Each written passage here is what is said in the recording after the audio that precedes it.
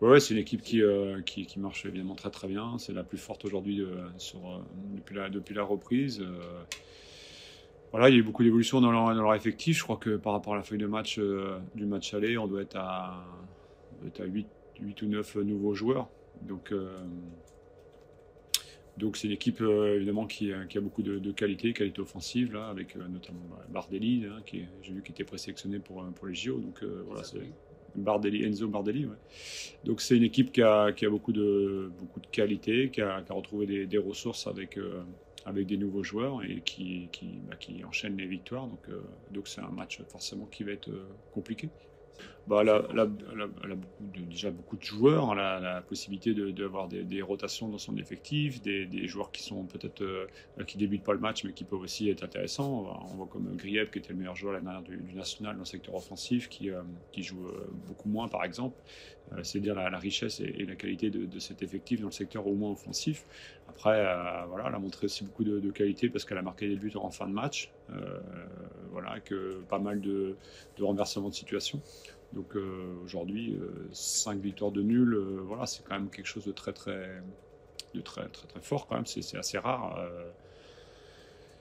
Donc c'est beaucoup de qualité. Il n'y a pas que le secteur offensif. Il y a aussi tous les autres. Ils ont changé de gardien parce que le gardien s'est blessé, mais voilà, ils ont pris quelqu'un qui était au Havre, connaît.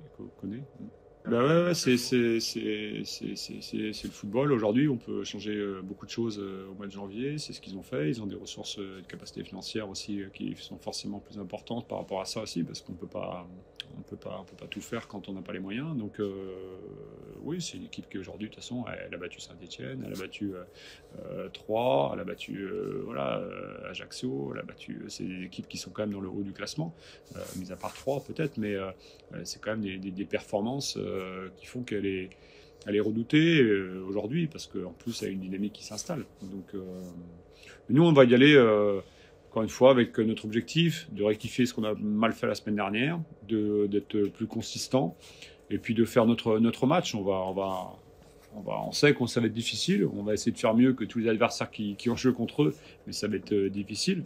Mais voilà, on est dans notre schéma. On sait que de toute façon, quoi qu'il arrive, ça sera la bagarre jusqu'au dernier match. Notre idée, c'est dans le sprint et au mois d'avril. On est pleinement dedans. C'est pas la mauvaise performance contre Laval qui nous fait changer tout. On va pas tout révolutionner. On va pas tout remettre en question. C'est un match qui a été raté partiellement par un scénario qui n'était pas favorable. Il faut repartir sur des bases et puis rattaquer contre Dunkerque en étant très solide forcément parce que là on vient d'encaisser 3 buts, on a encaissé 2 contre le Paris FC, donc il faut rectifier un petit peu ça, enfin sérieusement ça, pas un petit peu, mais pour essayer d'avoir un résultat positif. Les joueurs qui sont forfaits, donc Brian Pelé, Nassim Chadli, Bévic. C'est des blessés, ça? Ouais. Nassim Chadli, Bévic Moustioko.